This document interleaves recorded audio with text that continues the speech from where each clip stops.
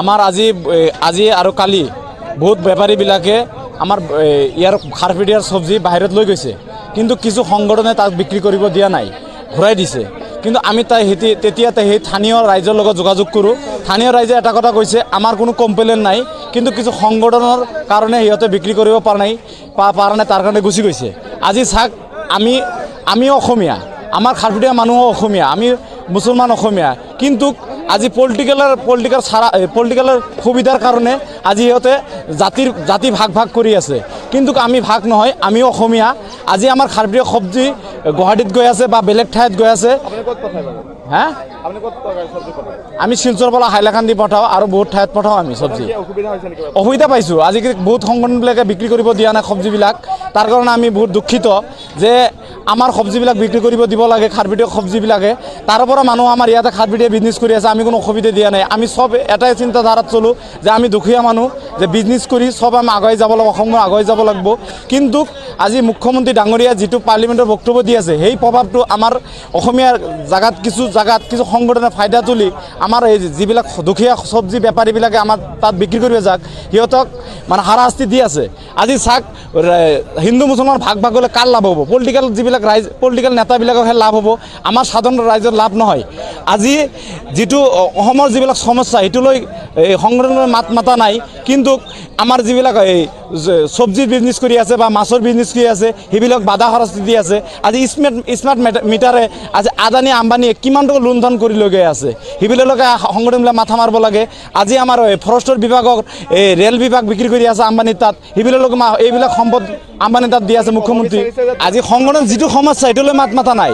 আজি চব্জিটো সমস্যা নহয়, এইটো একচুৱেলি গৌৰৱ কৰিব লাগিছিল যে আমি মিলি জুলি একেলগত আমি অসমখনত মিলিজুলি জাতি বেটি চব মিলিজুলি একেলগত আমি কাম কৰি আছোঁ বা আমি কৰ্ম কৰি আছোঁ। আজি যিবিলাক সমস্যা, আজি আমাৰ স্মাৰ্ট মিটাৰত ইমান ৰাইজে হাৰাশাস্তি ভুগি আছে, এইটোলৈ মাথা মাৰিব লাগিছিলে।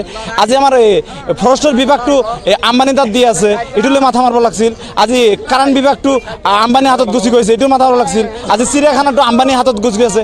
আমাৰ অসমৰ যিবিলাক সম্পদ চব আদানী আম্বানীৰ হাতত দি আছে চৰকাৰে, সেইটোলৈ কোনো সংগঠনে মাথা মাৰা নাই। কিন্তু এটা কথা, দুৰ্ভাগ্যজনক কথা যে আমাৰ ৰাইজে ইমান কষ্ট কৰি খাৰপিডিয়া চব্জি উৎপাদন কৰি আজি বাহিৰত দি আছে ইমান কম ৰেটত, তাৰপিছতো আমাৰ এই যে সাধাৰণ ৰাইজৰ যিবিলাক বেপাৰীবিলাক যায় মাৰ দূৰ কৰি তাৰ পৰা খেতি দি আছে। খেতিয়কৰ পেটত লাঠি মাৰা আৰু য'ত চব্জি গৈ আছে সেই দুখীয়া মানুহবিলাক যে কিনি খায়, সিহঁতৰ পেটতো লাঠ মাৰা। আজি ধনী মানুহবিলাকে তাততো পনীৰ খাব বা খাচীৰ মাংস খাব, আৰু দুখীয়া মানুহবিলাকে চব্জি খা। সিহঁতৰ আজি কিছু সংগঠনে সিহঁতৰ ভয়ৰ কাৰণে ৰাইজে ক'ব পৰা নাই তাৰ ৰাইজে, কিন্তু ৰাইজৰ লগত আমি যোগাযোগ কৰিছোঁ, ৰাইজৰ কোনো কমপ্লেইন নাই। ৰাইজে কৈছে আমি হিন্দু মুছলমান নাচাওঁ, আমি একেলগত মিলি জুলি অসমখন চলাই লৈ যাম। আৰু বিজেপি এটা গেম খেলি আছে, সেই গেমত কিছু সংগঠনে ভৰি দিছে।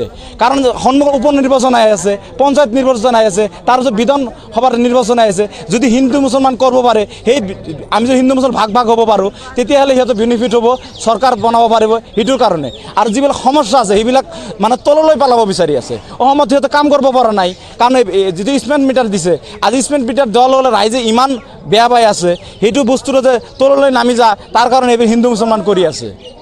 মোৰ নাম মহম্মদ কুতুবুদ্দিন। মই বেপাৰী। মই মাল পঠাওঁ তিনিচুকীয়া, জাগুন, মাৰ্ঘেৰিটা, যোৰহাট। বৰ্তমান পঠাই আছোঁ।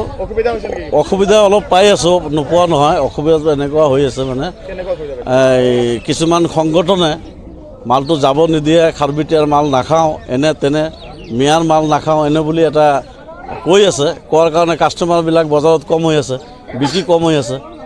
আমি অলপ অসুবিধা পাই আছোঁ। কালি চালোঁ পাথৰিঘাট বজাৰৰ পৰা 2 গাড়ী মাল আমাৰ বালুগাঁৱত ঘূৰি আহিল। এইটো বৰ দুখৰ কথা। আমাৰ ইয়াত বালুগাঁও বজাৰ বৃহত্তম বজাৰত আজি যদি আপুনি চাব যায়, ইয়াতে চব জাতি আছে, চব জাতিৰ মাল কিনি আছে। আমি কোনো অসুবিধা দিয়া নাই, কাৰণ আমি কৃষক, আমি কৃষি কৰোঁ, লগত বেপাৰ কৰোঁ, আমি চবে মিলিজুলি থাকিব লাগে। কোনোবা সংগঠন কোনোবাই কি পলিটিকেল কৰি আছে এইবিলাকত আমি মাত মাতা নাই। কি কৰি আছে কৰি থাকক। চৰকাৰক এইটোৱে আহ্বান কৰোঁ, আমাৰ শান্তি লাগে, আমি আগত যেনেকৈ চলিছিলোঁ তেনেকৈ চলিব লাগে। সকলো ধৰ্ম মিলি আমি 30 বছৰ বেপাৰ কৰা, আজিলৈকে এনেকুৱা কোনো অসুবিধা পোৱা নাছিলোঁ। এইটো চৰকাৰৰ দিনত যি অসুবিধা পাইছোঁ, এইটো চৰকাৰৰ খালি ভাগ মুছলিম হিন্দু বাকী একো নাই।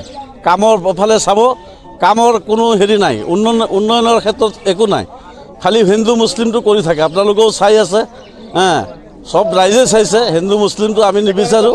দুখীয়াৰ বেছি ক্ষতি হৈছে, কাৰণ আমি বেচিব পৰা নাই, আমাৰ ক্ষতি, কৃষকে বেচিব পৰা নাই ক্ষতি, আমি য'ত পঠাওঁ তাতে বেপাৰীবিলাকে অসুবিধা পাই আছে, সৰু সুৰা বেপাৰীবিলাক লৈ আকৌ বেলেগ জেগাত বিকিব লাগে, সেইবিলাকে অসুবিধা পাই আছে। যিবিলাক পেটত তাৰানাত 10 কেজি 20 কেজি মাল লৈ চুকে কোমে বিক্ৰী কৰে, সেইবিলাকৰ অসুবিধা হৈছে, বিকিব পৰা নাই। এতিয়া লাভ কাৰ হৈছে? মাত্ৰ সংগঠনৰ লাভ হৈ আছে, এই হিন্দু মুছলিম কৰি কৰি।